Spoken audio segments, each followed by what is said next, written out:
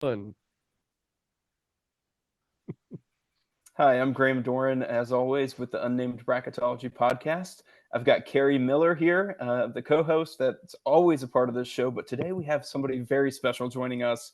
It's Shelby Mast, one of the longtime bracketologists, somebody that I actually met back in 2012. We were on the Super 10 committee together, and we've been on the mock selection committee together. We're going to do that again here next week in Omaha. Very excited to get together with these two guys here and also a couple of other guys. Rocco Miller, Tim Kruger, and Dave Oman should be a good group. And we're going to go through the entire selection committee process, put together not just a bracket, but a really good look at the overall seed list for where the tournament stands right now. And let's go ahead and get into it. Where are things standing? Let's look at your whiteboard, Kerry. Let's start with the ACC. How is the ACC looking for both of you two? My magical whiteboard. Shelby, you're the Duke guy. You can go first, but I just wanted to say something so that my whiteboard pops up on the screen there. Okay. ACC, I think they're looking all right, better than a couple weeks ago. North Carolina and Duke and Clemson are all going to probably be top five seeds. Virginia has kind of slipped a little bit in the last couple Mhm. weeks. They're still looking pretty good for the tournament. And I moved Wake Forest in on mine. I think that win against Duke, despite the court storming, was a very, very important win for them. Yeah, I think a new addition to the group, Carrie, is we added Clemson to the Locks group. I think it's not even just what Clemson's done; it's about what is happening elsewhere. Nobody else can Mhm. pass them out of that spot. It was a really bad week for bubble teams. Shelby, you mentioned UVA. I mean, they didn't look good. It's one thing No. to lose a basketball game, but this is three straight games where they've scored in the 40s. Yeah. I mean, that's brutal. Yes, it In that is. Virginia Tech game was a 34-point game. I think, the committee's talked about not really emphasizing the eye test, but they have metrics that can do the same thing. That's If right. you think they don't look like a tournament team, you just point to those predictives in that net and say, yeah, they just weren't really the sort of team we were looking for. Their offensive efficiency wasn't very good. So I think UVA is in some real bubble trouble. I actually dropped them down to one of my last four teams in the field, facing a team we'll get to later from the Mountain West. A little preview of that. But I do think Wake Forest is now in pretty good tournament shape following that win over Duke. And for Duke, I think they're still in good shape, Yeah. probably in that 3-4 seed range. I do think they had a potential outside shot at a one seed, but that'll do it after this loss. Yeah, as long as Filipowski comes back, they'll be all right. But I fear the worst. I'm sure he'll be fine. But I think I was where you said, Duke looking like a 3 or 4 seed. I was in the exact same spot. I was going to struggle with it until Creighton lost to St. John's today. Now I can drop Creighton to a 4, and Duke gets to hang on as that last 3 seed. But yeah, UNC, Duke, Clemson, locks. I have Wake Forest, even though they're still in the tiny bubbles range. They're probably top five among these, the bubble category. I think they're somewhat comfortably in. They just needed that quality win to back up the metrics that have looked great all season long. You know, they're in better shape than Gonzaga, right? Who really only has one quality win, but has great predictive metrics. I think Wake Forest is a little bit comfortably ahead of the Zags, and certainly ahead of Virginia now, who is now my last team in. And I might even have the exact same Mountain West matchup as you, Graham. We'll see. But um, I think even though I have Virginia Tech and NC State still here barely breathing, they're pretty much dead. Syracuse and Pittsburgh, I don't even know what to do with them, man. Their their their metrics are good enough, but you watch them and they never seem good enough. I don't think either of them will get in, but they're hanging No. around in case they were Yeah. to knock off a Duke or a Carolina in the ACC tournament. Yeah. I Pittsburgh's agree. reminding me a little bit of Pittsburgh from last year, a team that, maybe you look at those resume metrics and they don't really look like they should be in the NCAA tournament, but you kind of just break down that resume and start to say there's some pretty decent wins here, both home and away. I think Hmm. Pittsburgh might be closer to the field than they're getting credit for, kind of around the Hmm. country. Yeah, and I will say with Wake Forest, though I did move them. I think they're now my top 10 seed or something. I vaulted them in pretty far.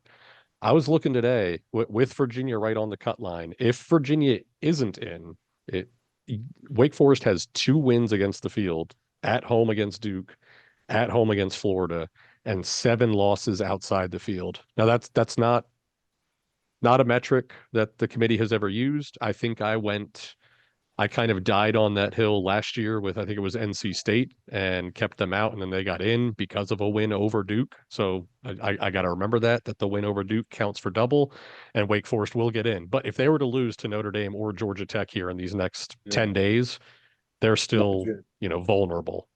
Yes. Speaking of kind of vulnerable, I moved North Carolina up to a #1 seed today. I think that road win at Virginia was just enough to kind of top that list of potential #1 seeds. Where do you guys have UNC, and how are you looking at the #1 seed picture at this point? I think we all agree Purdue, Houston, and UConn are 1 seeds. Yeah. It's just kind of that 4th overall 1 seed that's still up for grabs. Well, I'm going by what the committee told us. They had Arizona #1, and they've only lost at home to Washington State. They probably shouldn't have lost, but still, it wasn't like they lost to Cal or a bad team. Washington State's been playing really good, and it was a close game. And I don't think that was enough to move them down to a 2 seed. And I'm basing that on what he said. The top 4 seeds were they listed them: the Purdue, UConn, Arizona, and Houston, and there was no argument, no discussion. So Yep. those were firm 1 seeds. It's going to take a lot for me to move Arizona down. I moved North Carolina up, and if we didn't see North Carolina at 5 in the reveal, I would not have, because I thought North Carolina looked more like a 9 overall seed heading into the reveal than the 5. But how high they were on UNC, a week, whatever, 10 days ago. And then there was, what's his name? Brian Bennett from The Athletic had a sit down with Charles McClelland and, the committee chair. And he made it very clear that they're looking at road wins. Road wins are very important. They always are, but he seemed to emphasize it a lot. And North Carolina, among all of the teams on my projected top 10 seeds, St. Mary's is undefeated on the road. St. Mary's is 8-0 on the road and undefeated in conference play. They're the only team in that category on either one. The only other team with fewer than 3 road losses is North Carolina at 7-2. I think getting that road win over Virginia, and pretty convincingly at that, I think that was enough of a game changer, even though they were unanimously Arizona ahead of them last week. Yeah, I think for me that 11-5 road neutral record is the thing that's putting them over, and I don't necessarily agree with it personally where I would have them, but I think based on what the committee said, that I think they're the 4th 1 seed at this point, because as Shelby mentioned, Arizona seemed to be a firm 1 seed, but losing at home at Washington State and taking a sweep by a team from the Pac-12. Let's just think about that. A team in the Pac-12 swept you. That should be almost disqualifying as a #1 seed contender. I'm not saying it is, but it's disqualifying really, for Utah to even get in the field. Yeah, the Pac-12 was not strong enough to have somebody take a sweep and still be a #1 seed, in my opinion, at this point. A lot can change, but I think Arizona needs a regular season title and a tournament title if they want that in a final #1 seed. Yeah. All right, so moving on to the Big 12. Speaking of another #1 seed, Houston got a big win at Baylor. We have Kansas, Baylor, and Iowa State locked up.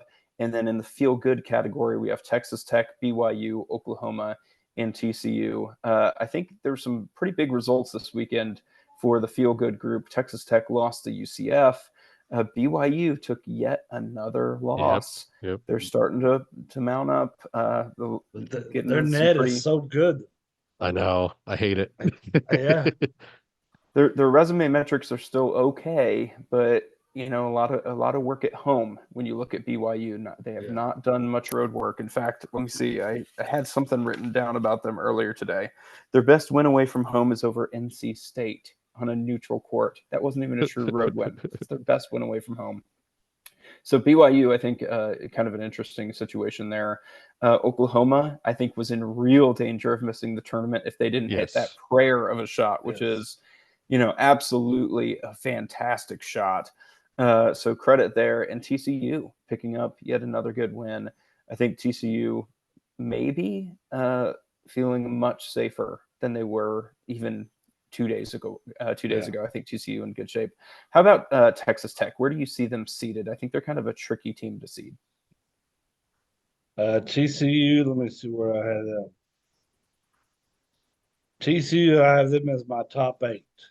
I think I do too. I think I have them at 29. But yeah, Texas Tech, they've been a Oh, tough one for Texas Tech. me because for heading into the reveal, I they were my team who I thought could be a surprise at number 16. Didn't really believe it because they didn't have any of the metrics, but yeah, I've been struggling with them. I had them as a 5. I think they're now my bottom. Yeah, I have them at 24 overall, and even that, I feel like I would drop them further if I felt good about my 7 seeds, which was like BYU, South Carolina, Oklahoma, like that. I just kind of get to a point where I'm like, all right, fine, Texas Tech, here you go. But Yeah. there's not there's not much meat on that resume, right? Mm. Terrible non-conference schedule, couple of really nice wins, but overall, just Yeah. I've got them at 22 overall. yeah. Yeah, I have them hanging out as a 6 seed too, but I feel like they should be a 7 seed. I just couldn't find enough teams Yeah. to move them further up. But one thing that really caught my attention is it's not just the bad non-conference schedule. They've played 10 games at home against net 100 or worse teams, and most of those are really not even close to being net 100. Yeah. Those are just layups. They're getting layup games at home. So I think there's some concern for Texas Tech being too far up the bracket at this point. I think the one thing they have going for them is all of their losses are to net top 75 teams. So no bad losses to pick apart. But I could definitely see the committee punishing them for playing so many home games against really just not strong competition, just way too many easy games. Moving on to talk about TCU. Shelby, you started to talk about TCU. You said you had them at the top of your 8 line. What's really being the most difficult part of seeding TCU at this point? Well, they've had a lot of real close wins. I feel like this team is going to fall apart, but there ain't enough time for them to do that. I think they've got enough good wins and no bad losses really that the committee will put them in anywhere from 7 to 10 maybe. But I think they've done enough to, with some close games, and we're talking a couple points, and they're not even in the tournament. Uh, that's just the way I feel. That I think the Big 12 is helping them immensely. Put them in a different conference with the same record. I don't think they're that close. Yeah.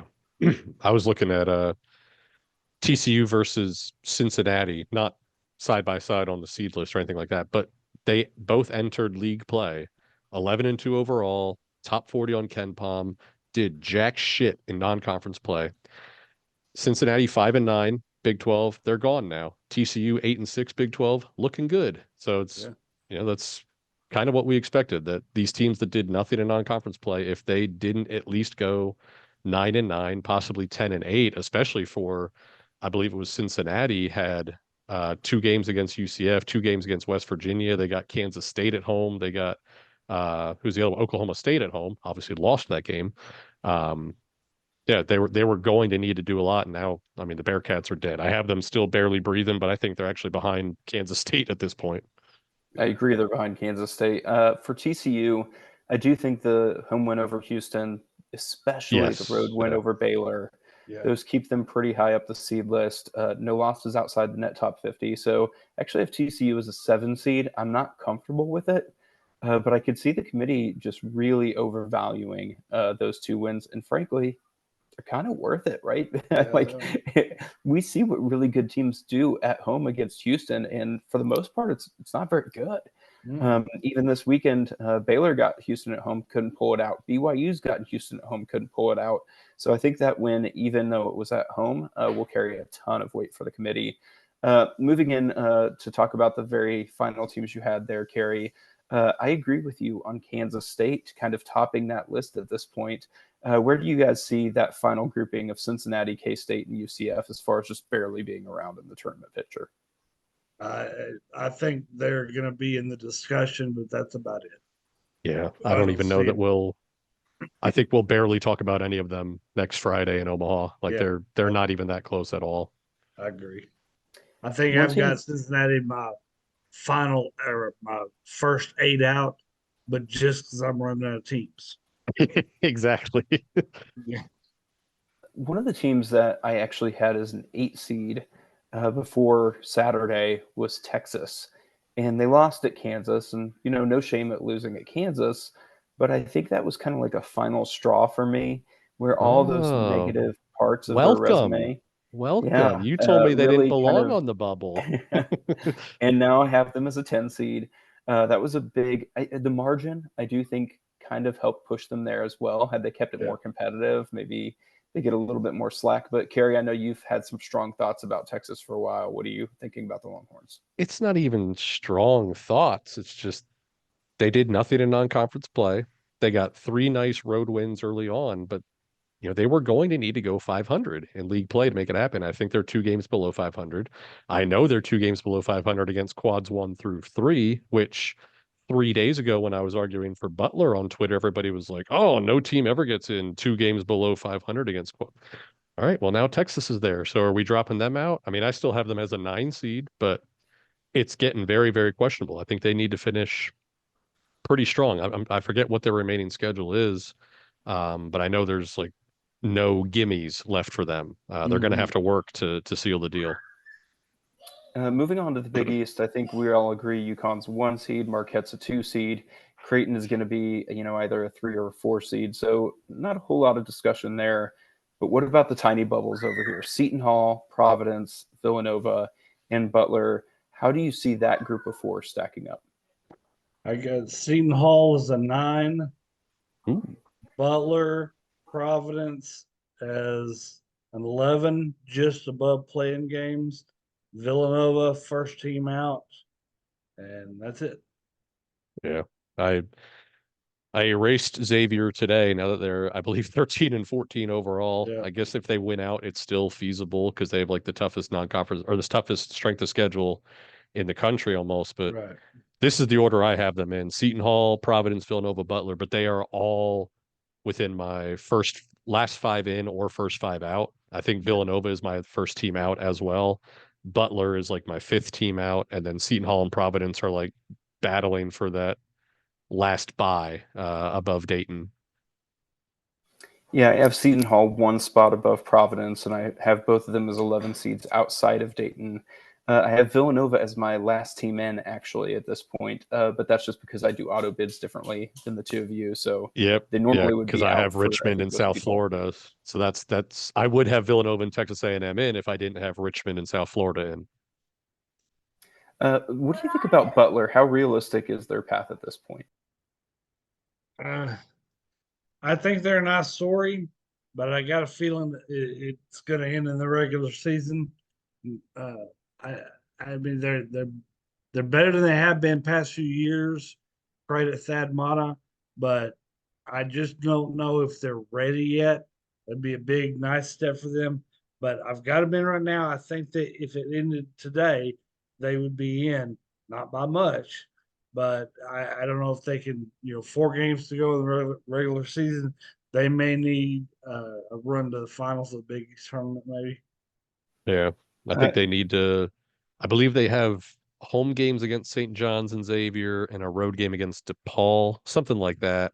They need to win all three. Yeah, There's a guy, I believe his name's Alex Mast. He's a Butler fan. He's been DMing me for days. He's like, if I'm annoying you, let me know. But where are we? Where are we at? Are we still good? I keep telling him like, you know, heading into when they had 7 games left, I was like, I think if you go 3 and 4, you're probably good.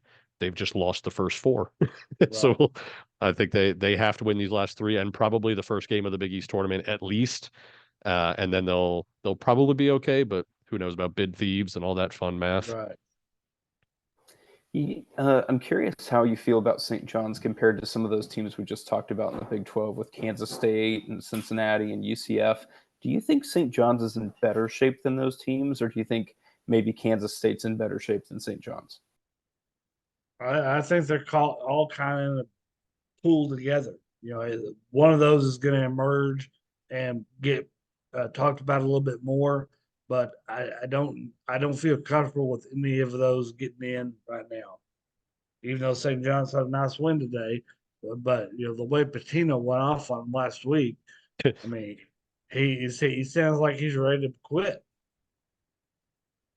Yeah. I think they're similar to Butler. They pretty much have to win out, and they have a tougher remaining schedule than Butler has. I don't see it happening.